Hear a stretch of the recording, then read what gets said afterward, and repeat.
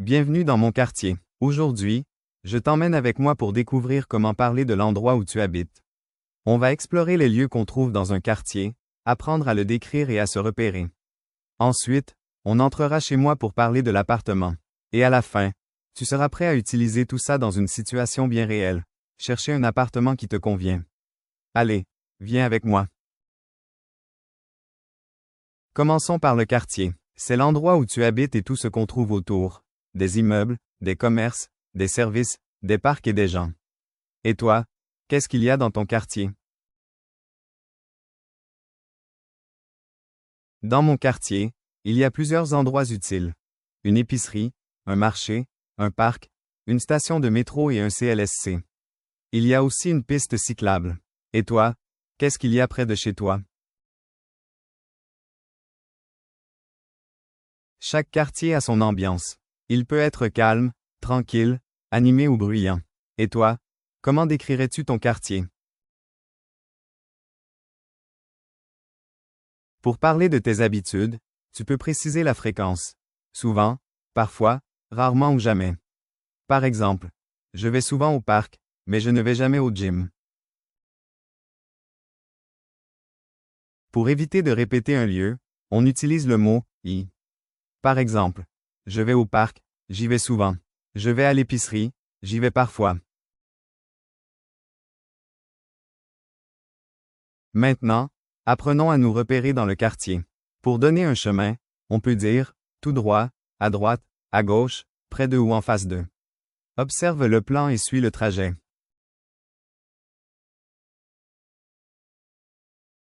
Pour bien choisir ton quartier, pense à ce qui est important pour toi. Les services, les transports, les espaces verts, l'ambiance et les activités.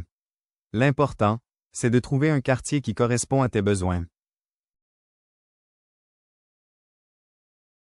Maintenant, entrons dans mon appartement. Je vais te montrer les différentes pièces et t'apprendre le vocabulaire utile pour parler de ton logement. Suis-moi. Au Québec, on parle souvent d'un 3 et un demi, d'un 4 et un demi ou d'un 5 et un demi. Mais qu'est-ce que ça veut dire? Dans un 4 et un demi, on trouve généralement 2 chambres, un salon, une cuisine et une salle de bain. Chez moi, il y a un salon, une cuisine, 2 chambres et une salle de bain. Pour éviter de répéter « 2 chambres », je peux dire « il y en a 2 ». Avoir de bonnes relations avec ses voisins, c'est important. On peut se présenter, être poli et discuter calmement lorsqu'il y a un problème. Un peu de respect fait toute la différence. Maintenant, imaginons que je cherche un nouvel appartement. Cette annonce m'intéresse, mais avant de choisir, je dois vérifier le logement et le quartier. J'ai quelques questions à poser.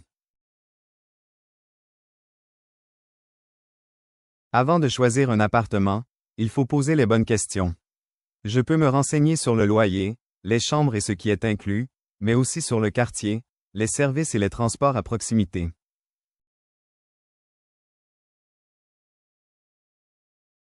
Maintenant, je compare les 2 appartements.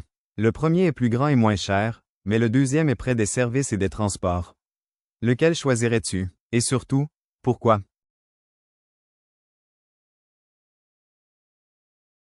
À toi de jouer. Choisis l'appartement qui te convient et explique pourquoi. Parle du logement, du quartier et du loyer. Puis, pose 2 ou 3 questions au propriétaire.